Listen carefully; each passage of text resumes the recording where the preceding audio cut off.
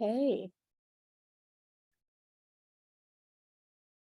Alrighty, well, let's get started. Good afternoon. Thank you for joining us for the IP Lunch Club. My name is Mackenzie, and I'm one of the 6 team members of the Sandbox Center. For those that are returning, welcome back.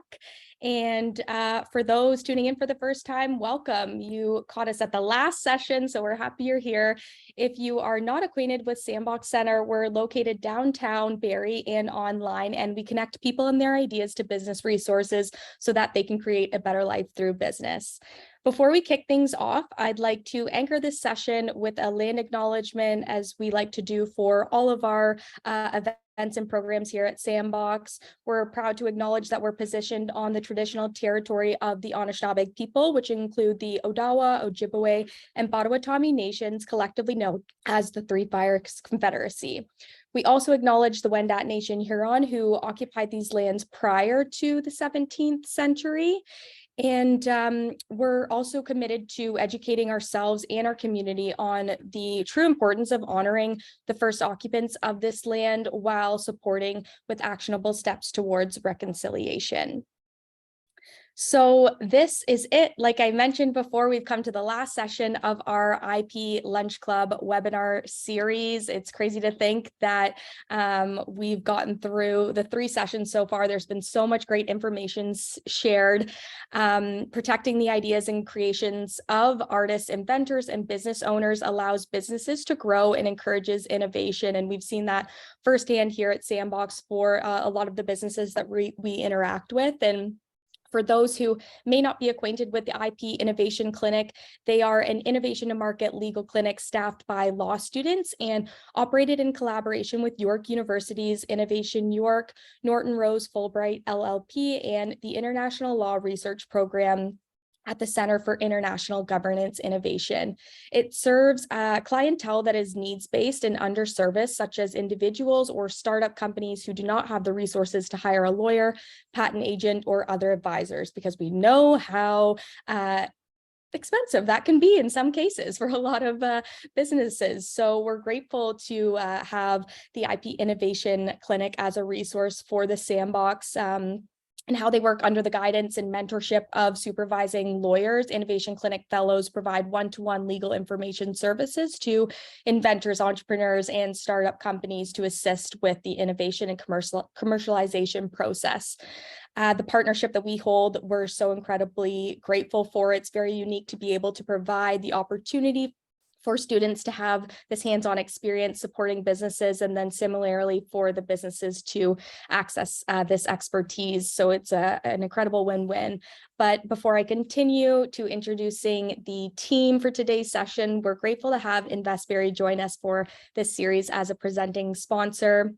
The team at InvestBerry are not only a constant, active, and committed partner of the Sandbox on the regular, but continue to serve the local region in more ways than one. As you may know, Barrie locally is such a diversified and resilient economy, with a population expected to increase to 253,000 by 2041. We're in some booming stages right now. So through various initiatives, InvestBerry aims to make it easy for businesses of all sizes to connect and be supported. So I'd like to introduce Dave Hyde, manager at the Small Business Center of Entrepreneurship at the City of Barrie, to share a few words today. Thanks, Mackenzie. I appreciate it. And welcome, everybody, and welcome to the team. Mackenzie just gave a fantastic introduction as to who we are at InvestBerry. And certainly we are, once again, very happy to sponsor the IP Lunch Club series. Thanks to partners such as the Sandbox Center, who continue to identify gaps in our ecosystem supports. We're able to proactively explore ways to address these gaps and strategically partner on their execution. Intellectual property is one area in which business owners traditionally struggle to find appropriate resources and training. Through the IP Innovation Clinic, businesses can access one-to-one legal information services to assist with their innovative and commercialization processes.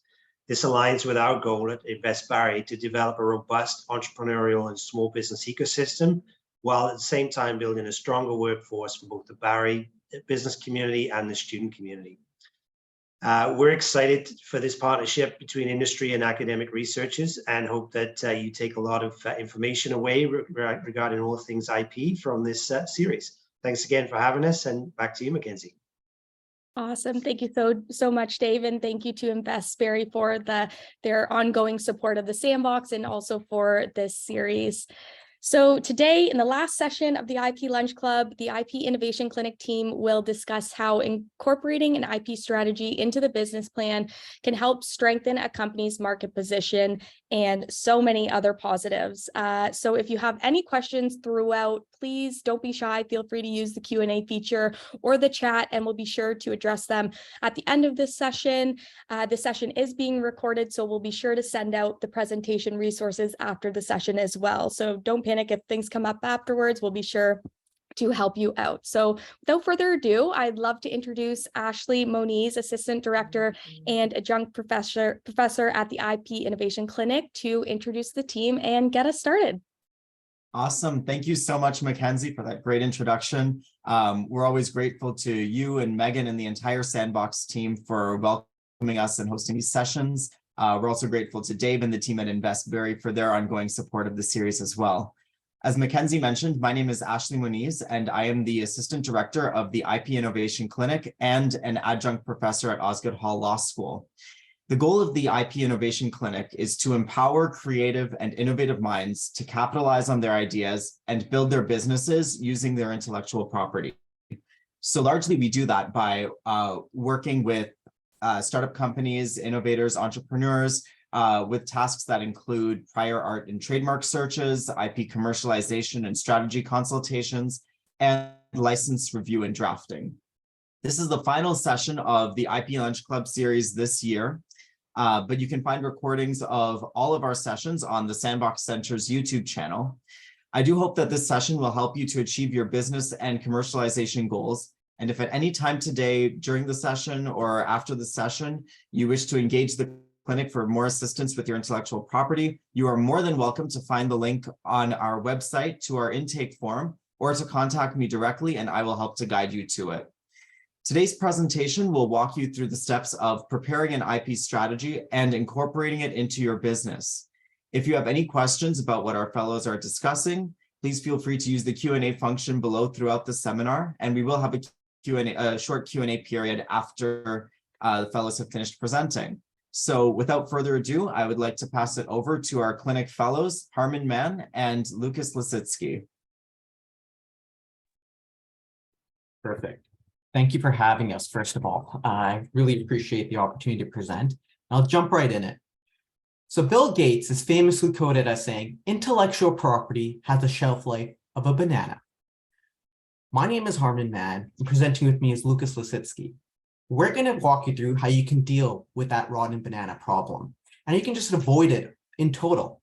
We're going to show you how you can develop a robust strategy in your business plan, a robust strategy that relates to intellectual property. Next slide, please. So we didn't want to throw a bunch of information at you. We wanted to give you practical information that you could actually apply. So for this reason, the purpose of our presentation is to give you a basic framework that can be adapted to your IP strategy.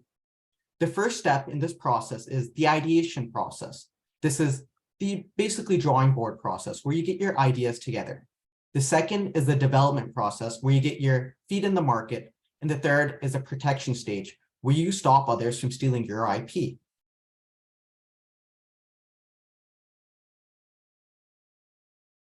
Sorry, Lucas, I think you're muted still.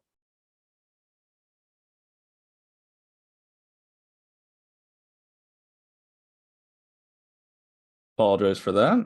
Zoom is misbehaving for me. Let's continue. So after that, I'm going to speak a bit about monetization and some of the things that you want to keep in mind when you're considering how to commercialize your intellectual property and turn it into a source of revenue. Afterwards, I'm going to talk a bit about positioning. It's a marketing term, and it's basically going to relate to how you can have a strategy for making your brand, product, or service stand out over time and how to integrate that into your IP strategy. And then finally, I'm going to talk a bit about maintenance and the factors that you're going to want to consider when you're evaluating your intellectual property and considering whether it's worth, say, protecting it and maintaining it as time goes on, looking into the future. And then, of course, this process is ongoing and it repeats. You will be engaging in all 6 of these steps throughout the course of your business endeavors. Back to you, Armin. Perfect. All right, we can jump into the first stage. Next slide, please. Which is the ideation process. This is the thinking, the drawing board stage. All right, next slide. So to break down what the ideation process, you start off with an intake. You kind of get an idea of what you have. So you're going to look first at your goals and workplace culture. For example, if you have a cost-cutting culture, the result is you might create goals and outcomes that result in skirting safety concerns. The same way, if you have goals and a workplace culture that supports innovation and promotes innovation, you're going to have innovative products in the end. After that, you're going to look at your IP and business strategy. You're going to see if these two even align. A big mistake that people make is that these don't align and they think of IP as an afterthought. We'll look more at Hitachi and Mazda to show how these two case studies show different outcomes.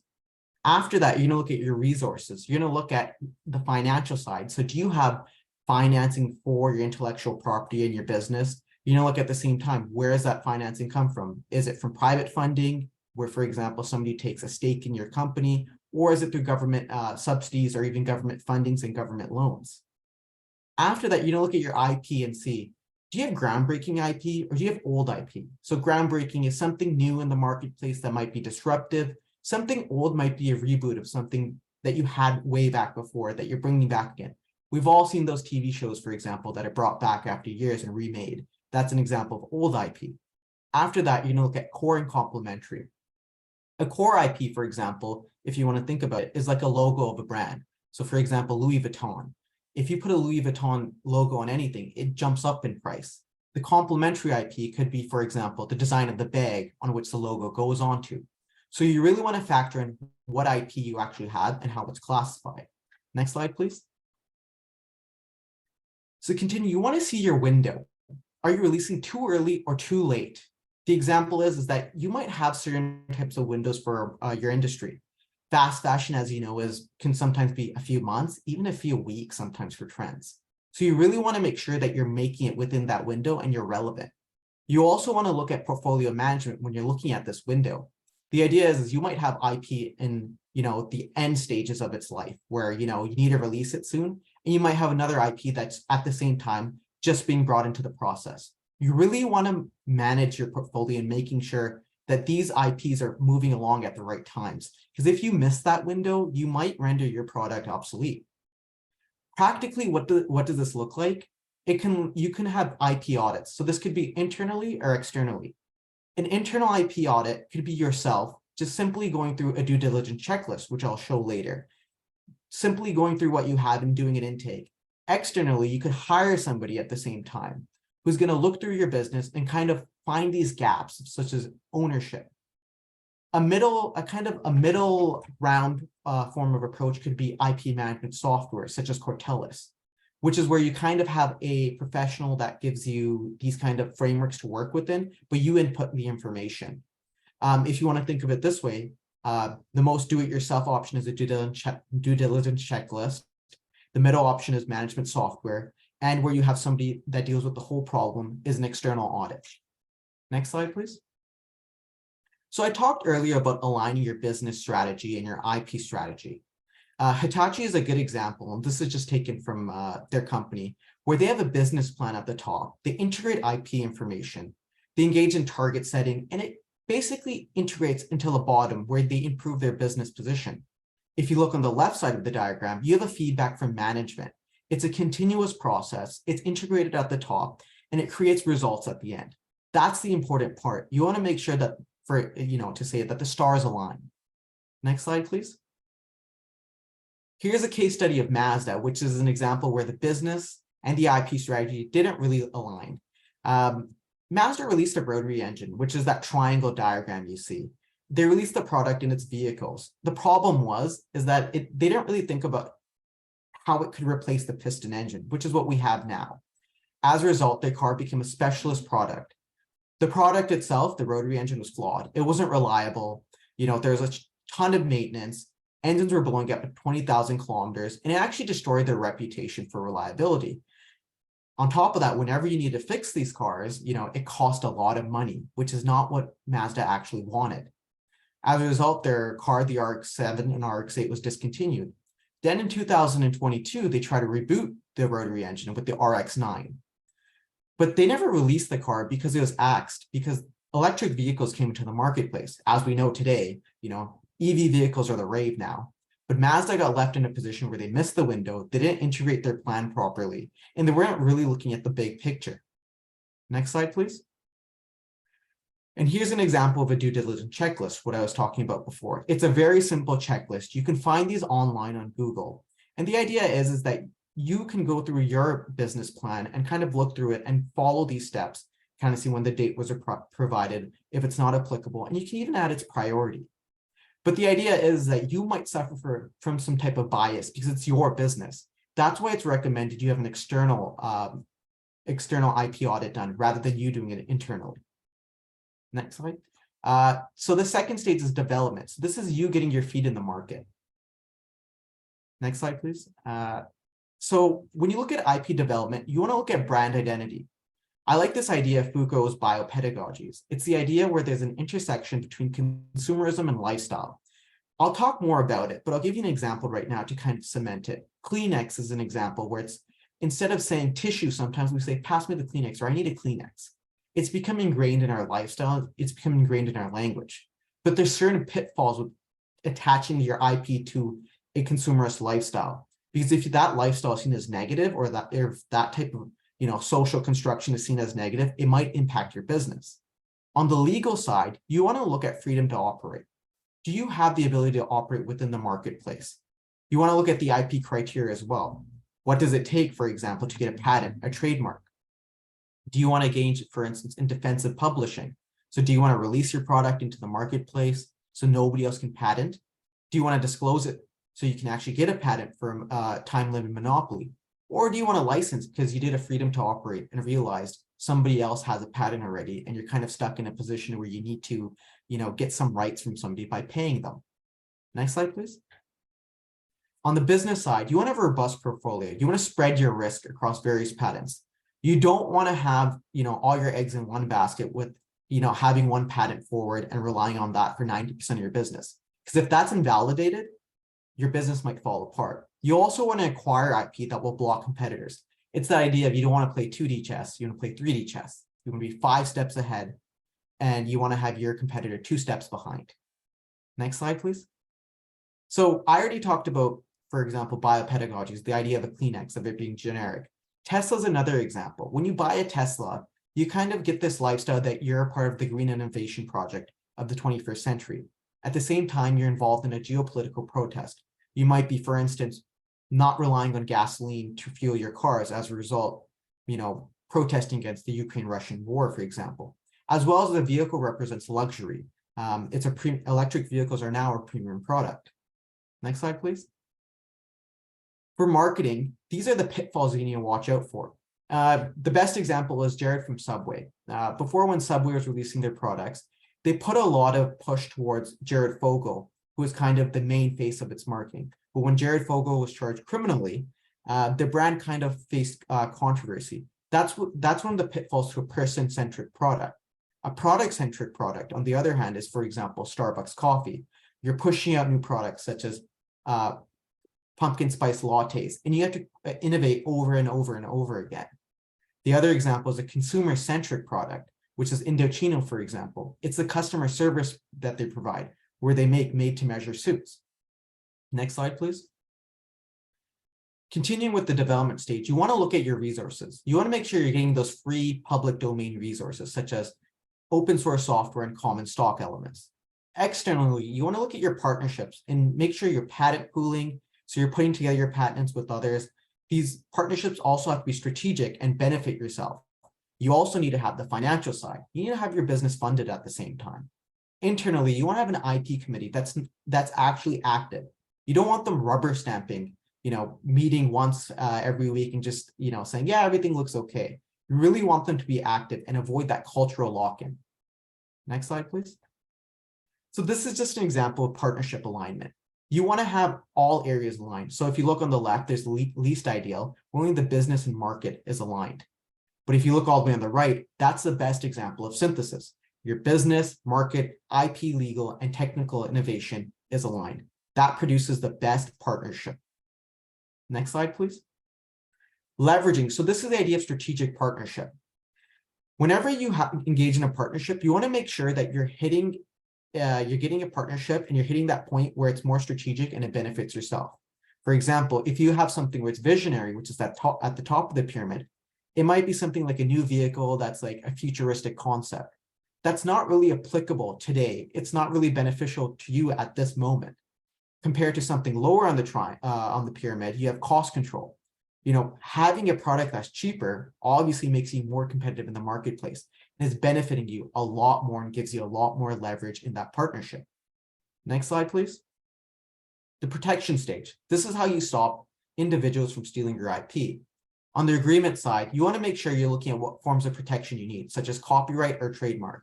And you have to realize when you register, what are you getting in return? A monopoly or a presumption. You also want to protect within your business. For example, you want to have non-disclosure agreements. So you want to make sure, for instance, that your employees aren't disclosing what you have and ruining your chances, for example, registering a patent.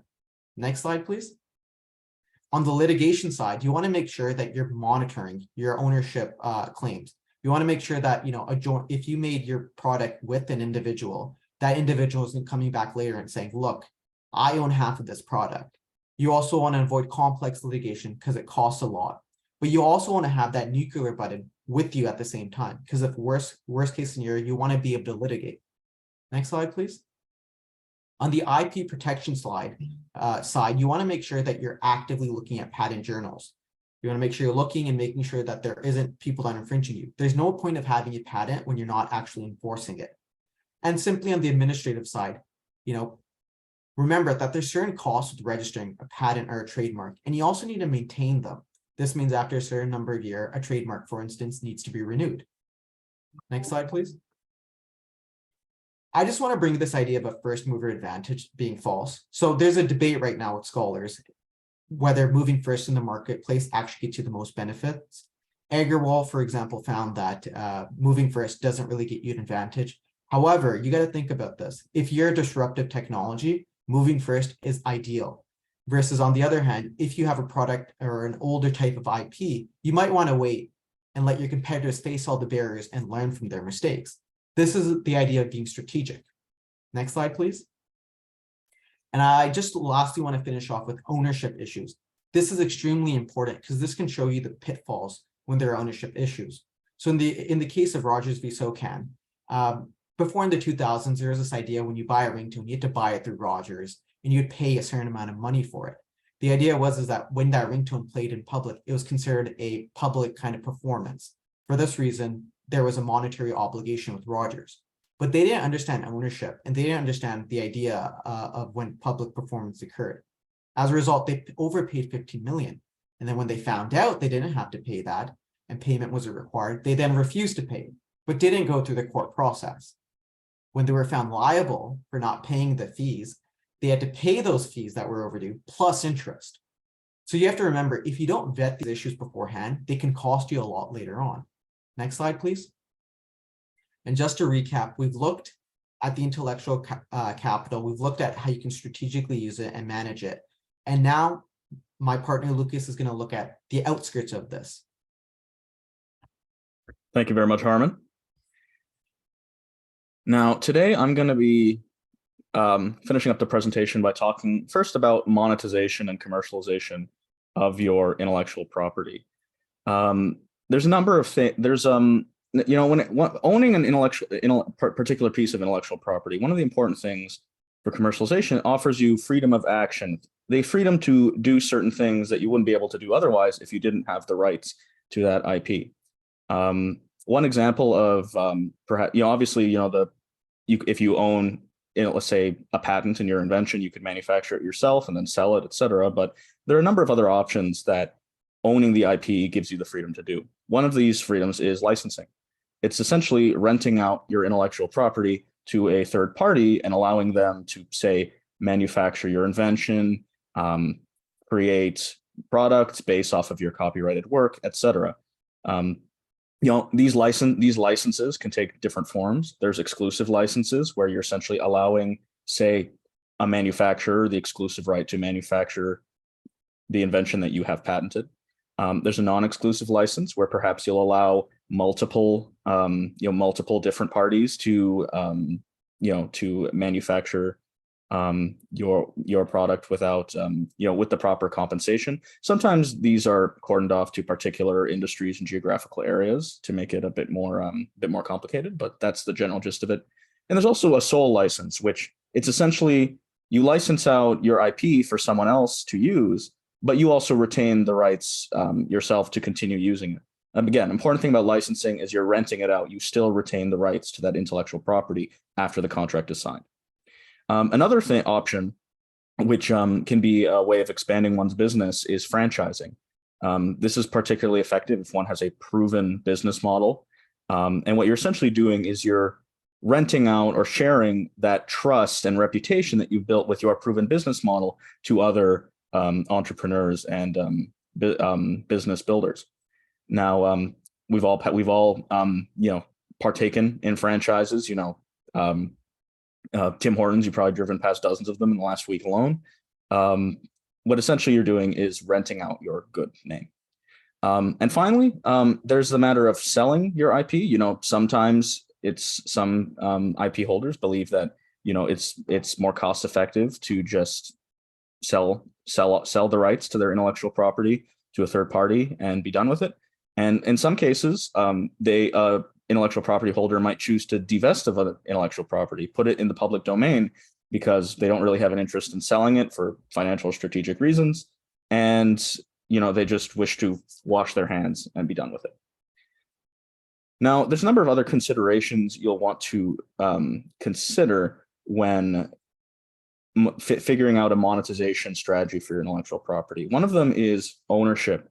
You definitely want to account for derivative works in whatever licensing or franchising contract you end up drafting up. The last thing you want is a huge legal headache because it's unknown who owns, say, modifications to your invention or additions or things based off of your copyrighted work. You definitely want to have that hashed out when you're drafting that contract so there are no nasty surprises later. Obligations attached to third-party rights. This is especially important if you don't necessarily own or you didn't necessarily create all aspects of your IP. This is especially important in the open source world because a lot of the time, open source code will have its own licenses that stipulate what you're actually allowed to do with any derivative works. So make sure that you understand the obligations you might have to those third-party rights holders. When it comes to franchises, you also want to keep your franchises adaptable. You want to make sure that if your needs change with your particular franchise or licensing agreement, that you're able to bring the franchisees or licensees up to speed with those changes as say the market shifts, etc. Finally, you want to avoid any confusion on IP ownership rights. As Harman mentioned, you want to make sure that you know that who owns your IP. You want to make sure that your contracts with your employees stipulate who owns the IP. You don't want to end up funding R&D and then you find out after the fact by your lawyer that the employee actually owns the intellectual property after all that work. You want to make sure that this is all hashed out in advance.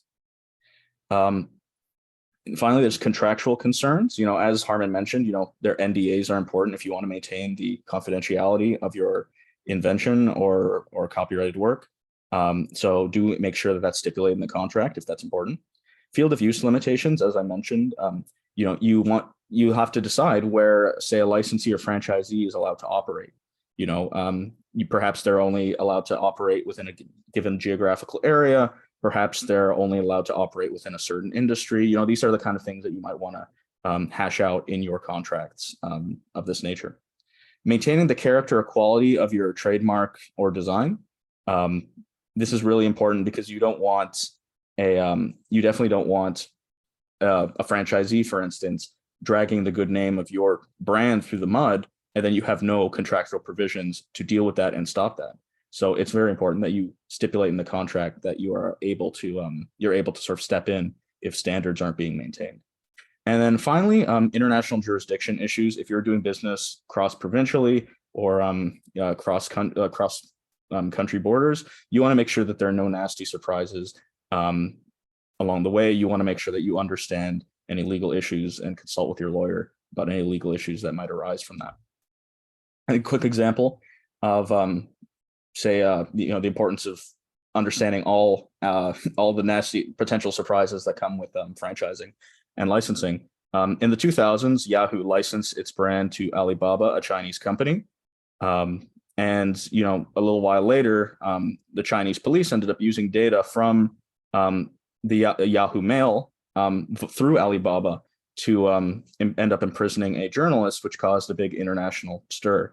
And this incident damaged Yahoo's reputation abroad, especially with its customer base, as well as with various government entities. So you definitely want to avoid nasty surprises like that. Next, we're going to talk quickly about positioning. As I said, it's a marketing term, and it's essentially your positioning strategy is your strategy for differentiating your brand from the competition. So an important aspect of positioning is you want to set goals. You want to have an objective to your marketing. And this might be, say, for instance, I want to increase awareness of my brand. I want to attract new customers. Maybe I want to increase the frequency with which existing customers are using my product or service. Perhaps I want to motivate customers of my competition to switch to my product or service. You definitely want to have an objective to your marketing. And you also want to make sure that this objective is quantifiable. And as you can imagine, this is one of the reasons that data is so valuable in today's economy, because you really want to make sure that your marketing dollars are being effective and not just being shoveled into a hole. You want to make sure that your goals can be reached and are being reached by your marketing strategy. Another important thing about positioning is that's an ongoing process. The brand that you craft over time, it still holds. Not every product or service that you release is going to be a winner. Sometimes they will become obsolete before it reaches the market. Maybe a competitor already releases a comparable product before you, or maybe even a better product before you. But through your marketing and positioning, you can establish a continuity between every product that you release, whether it's a winner or a loser, so to speak, by emphasizing consistent brand attributes. So for instance, my brand is reliable, my brand is economical, my brand offers consistent good service. These are the kind of brand attributes that you'll want to emphasize throughout your marketing and positioning strategy. Lastly, we're going to talk a bit about maintenance of your IP.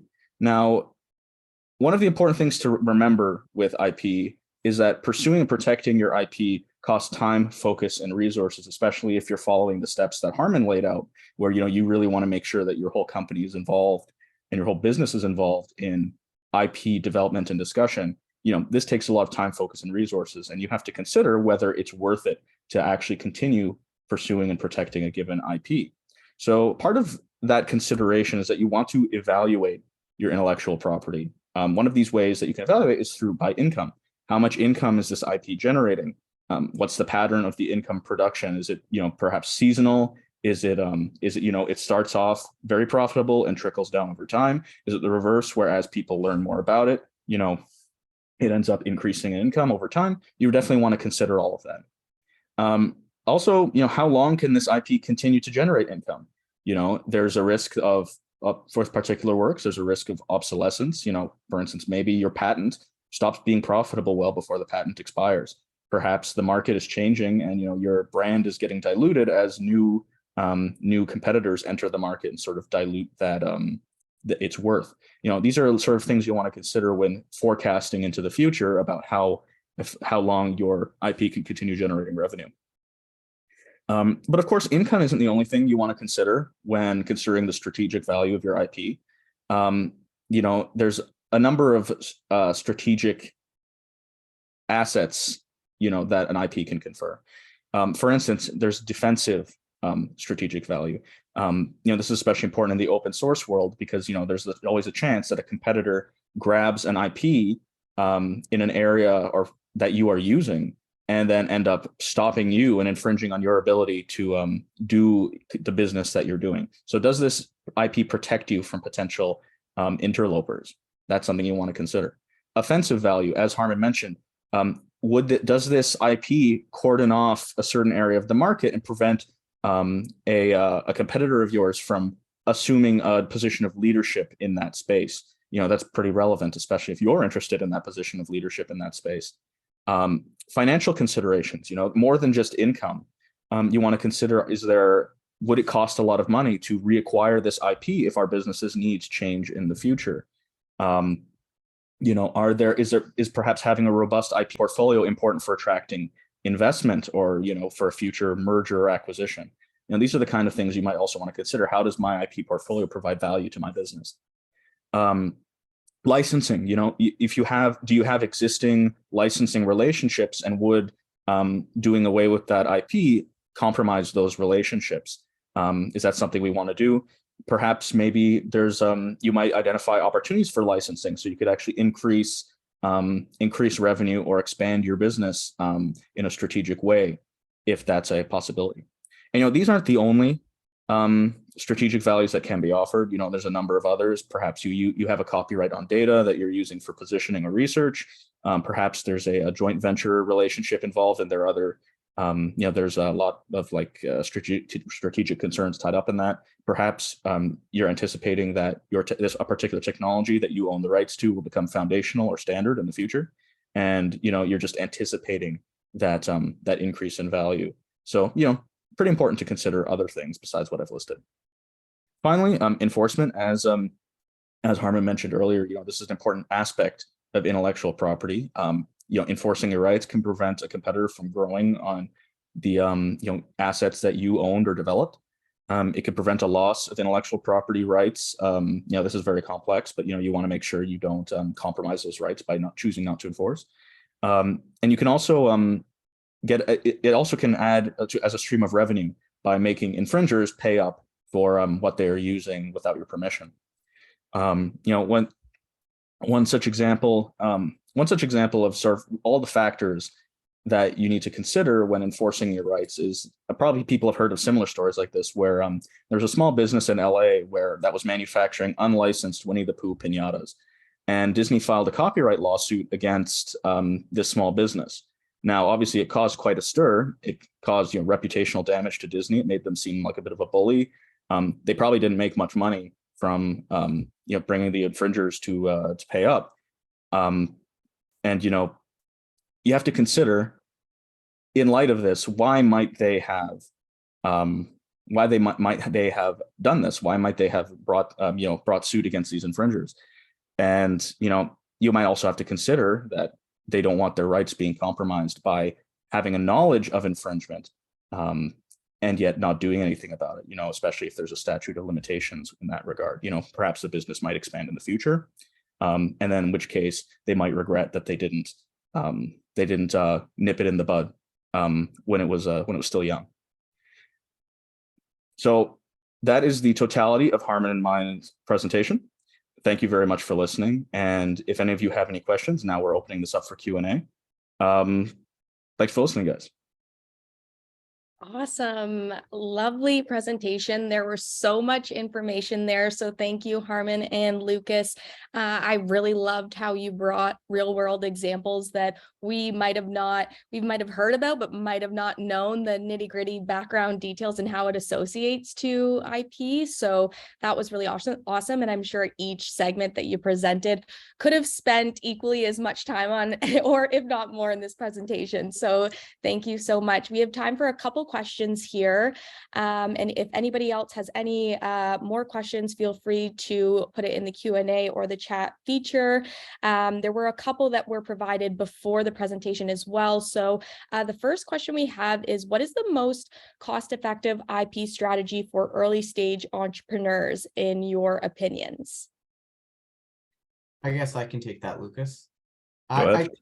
I think one of the main issues that arises is realizing that you even have IP. It's hard to think about it between real property and intellectual property, but in simple terms is, for example, doing an intake is one of the best things that anybody can do. And when they do an intake, the use of a due diligence checklist or an IP checklist, because it's online. If you Google it, it's free. You can get your own and you can kind of go through it. and realizing, for instance, you might have a small business and that small business has a brand on it. And protecting that business is one of the best things you could do to make sure that, your trademark is registered and that you don't end up having issues later down the line when you actually get bigger. So doing the intake, going into registration and then protection is the most, efficient, cost-effective idea to kind of understand an IP strategy for early entrepreneurs. I feel like IP is kind of thought of as this expensive field. It is sometimes, but there's tools out there, and the clinic's a great example of helping these kind of entrepreneurs. It's a needs-based service. So I know Ashley knows about that. Professor Moniz, Lucas, and myself know about how much work goes into this clinic. Mm-hmm. And if I could also add on to what Harmon said, which everything he said was great. I think also, at least speaking to the monetization side, I do know that what I spoke about when it comes to licensing, very much it can very much be a low risk way of expanding your business. Sometimes, depending on what exactly you're doing, especially considering, most inventors don't have massive manufacturing capacity for, say, something that they've invented. So it can be, depending on your product, a very low cost way of expanding your business through IP development. Awesome. And I mean, the next question here is kind of in the same realm, but has to do with cost of getting a patent. Is it worth it to get a patent because of the cost? So I'm not sure if you guys can touch on that briefly, or if that kind of falls into the same realm as just overarching IP in general. Well, I can also get that. If I remember correctly, patent can cost, starting anywhere from $8,000 to all the way up to $40,000. It's a high cost. It all depends. Usually, it can be on average $8,000 to $10,000 US. So the thing is that you really have to evaluate strategically and see there's cheaper options beforehand before you actually go to the patent stage. The clinic does, for example, prior art searches to see if there's, some type of issue out there, whether somebody already has a patent and what you're looking for. And this is stuff you could implement beforehand for jumping to that patent stage. It's always important, but you also have to look at your own situation. If you're in a rush to the market, you might have to kind of look at both ideas, but you kind of really have to evaluate yourself. Patents are worth it because you do get a monopoly.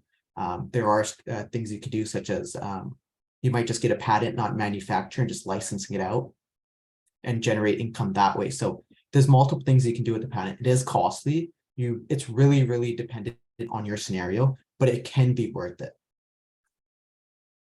Awesome. Those are great tips. Thank you guys so much. I know we've reached 1:15 here. I have one more question that I just thought was interesting. And I know, Lucas, you kind of touched on the importance of IP when it comes to your employees and managing that. But why is employee management important for IP strategy? And maybe you could touch on that just a little bit further before we end off here.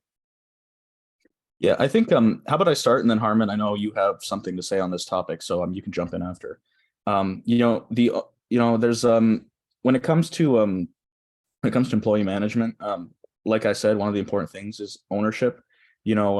In Canadian law, and I'm not gonna, it's a bit beyond the scope to get into the full details, but depending on what that employee relationship is to you, are they an in-house employee or a contractor, for instance, that can affect who owns a particular IP. And you definitely want to make sure that when you're managing your employees and drafting contracts, that this is all stipulated, so you can avoid any surprises with respect to ownership. Say, for instance, an employee running off and starting a competing business. And I know Harmon has some other things that he would like to say on the topic as well, if I didn't already cover.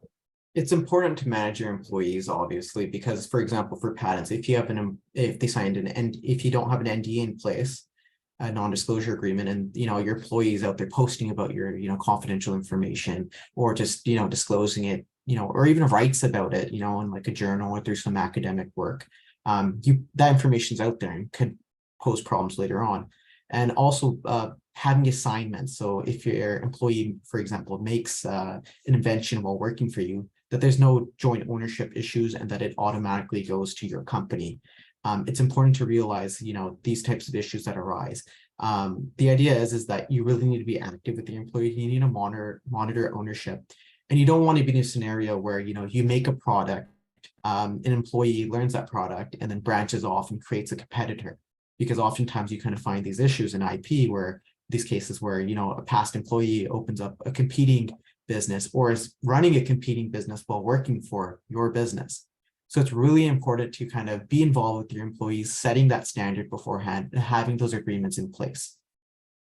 Yeah, and likewise, you know, if you're looking retrospectively, say for instance, you didn't have such an agreement, and you know the relationship between you, your employees, and your IP is not what you'd like. You know, you will have to consider that the fact that they might be a third party rights holder that you'll have to consider moving forward when you're developing your IP strategy.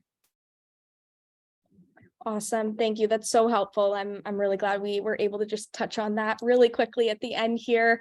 Thank you for all the information again that you guys provided us today, team. I know I was so pleasantly surprised on the info that I was able to learn, and I hope attendees, you were able to take away some actionable insights that can be applied to your business. I want to thank Dave from InvestBerry again for joining us today, and to InvestBerry for being a presenting partner of this series. I know he had to hop off quickly, so really appreciate your ongoing support. And thank you so much to the IP Innovation Clinic team. It's always a pleasure to work with you and being able to provide this opportunity, this type of resource to our business community. So be sure to keep an eye on your inbox for a follow-up email that will include all the resources from this session, including the recording. We have a checklist for you, access to the slide deck from today as well, so that you can refer back to it as a resource for your own business, and as well take direct connections to the IP Innovation Clinic and InvestBerry as well, so that you can take advantage of all the support they have to offer to protect your business and ideas.